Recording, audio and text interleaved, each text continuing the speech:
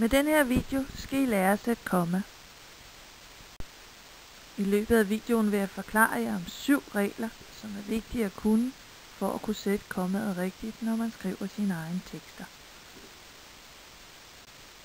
Den første regel, I skal lære om, den hedder kryds- og bollereglen. Den går ud på, at hvis der er 2 sæt kryds og bolle, eller flere, 3, 4, så skal alle sættene altså skilles af kommaer. Lad mig prøve at forklare. Lad os tage sætningen: om sommeren var blomsterne meget smukke, men hun elskede foråret, hvor alt var lysegrønt. Jeg synes, det er nemmest at starte med at finde udsagnsled. Det vil sige dem, man kan sætte jeg foran. Så kører man bare teksten igennem og siger jeg, og så ordet. Så altså, jeg om, det kan man ikke sige. Jeg sommeren, den går heller ikke. Jeg var, jeps, der var sørme et.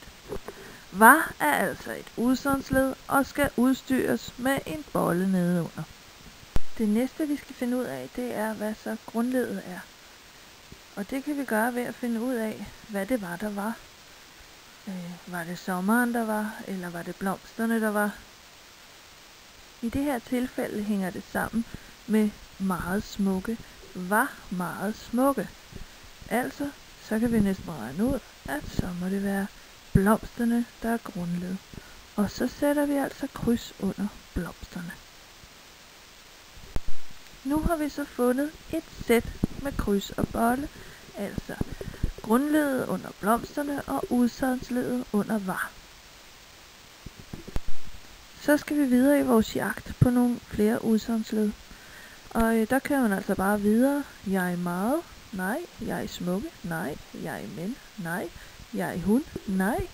Jeg elskede, der var så med et til, og det bliver jo så selvfølgelig udstyret med en bolle igen.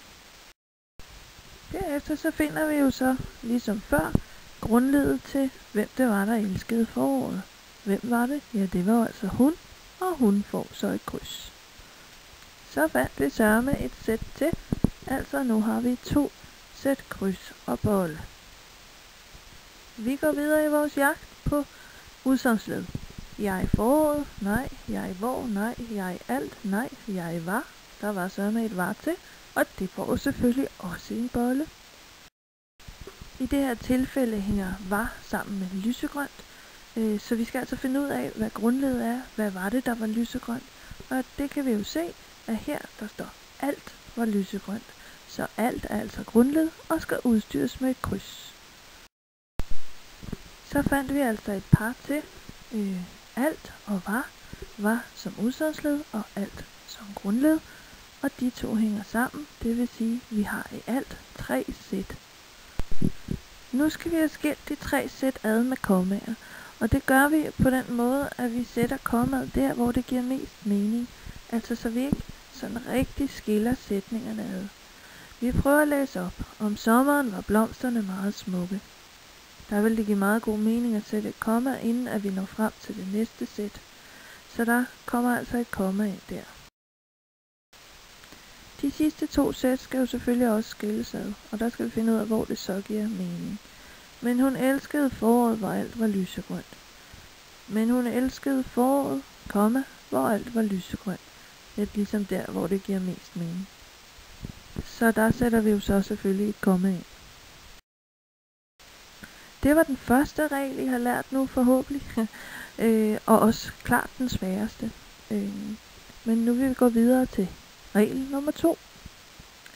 Den næste regel, den kalder vi men-reglen, og den er noget nemmere end kryds- og bolle-reglen. Den går simpelthen bare ud på, at det aldrig er forkert at sætte komma foran men. Det er ikke altid nødvendigt, men altså sætter man komma foran men, så er man sikker på, at man får det rigtigt. Lad os kigge på sætningen. Elefanter er store, men virkelig søde. Der er et men, og vi sætter et komma, og så kan I den regel. Lad os kalde den næste regel for sommer der-reglen. Den går ud på, at hvis sommer der kan bytte plads med hinanden, og sætningen stadig giver mening, ja, så skal der være et komma foran. Lad os prøve med sætningen. Der er virkelig mange, der elsker chokolade. Vi bytter derud med som. Tjekker om sætningen stadig giver mening.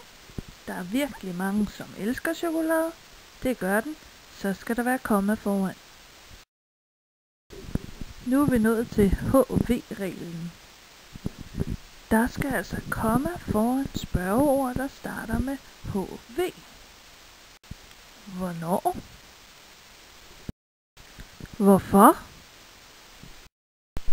Hvilke? Hvor?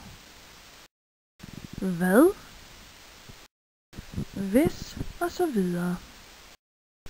Et eksempel kunne være, han tænkte på, hvad han skulle vælge. Vi finder hvad, og sætter komma foran. Nu skal vi kigge på at-reglen.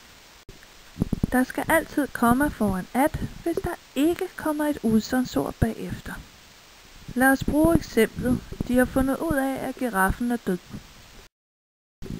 Vi finder at, kigger på det ord, der står bagved, som er giraffen, og finder ud af, om det er et udsagnsord. Et udsagnsord kan man jo sætte at eller jeg foran. Kan man det med giraffen? At giraffen, jeg giraffen? Nej, det kan man ikke. Så derfor er det altså ikke et udsagnsord, og så skal der være komma foran at. Den næste regel, jeg vil fortælle om, kan vi kalde for indskudsreglen. Der skal komma før og efter en indskudt sætning. En indskudt sætning er en slags sætning, der bliver skudt midt ind mellem en anden sætning. Lad mig prøve at forklare. Hvis vi for eksempel tager sætningen, klovnene var hendes yndlingsnummer, og skyder sætningen, der kom til sidst, ind midt i, så får vi altså sætningen, klovnene, der kom til sidst, var hendes yndlingsnummer. Som altså kommer til at se sådan her ud. Man kan egentlig godt undvære den indskudte sætning, men den fortæller os lidt om, at klovnene var det sidste nummer. Og vi sætter et komma foran, og et komma bagved. Sådan. Den sidste regel, vi skal gennemgå, den hedder opremsningsreglen. I stedet for at skrive og, når man remser op, så sætter man altså et komma. Lad os prøve på sætningen. Hun ønskede sig nye bukser og en hat og nye sko og en jakke. Der er altså 3 og i den sætning.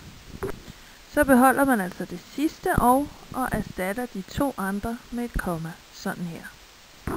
Så får man i stedet sætningen, hun ønskede sig nye bukser, en hat, nye sko og en jakke. Tak fordi I kiggede med.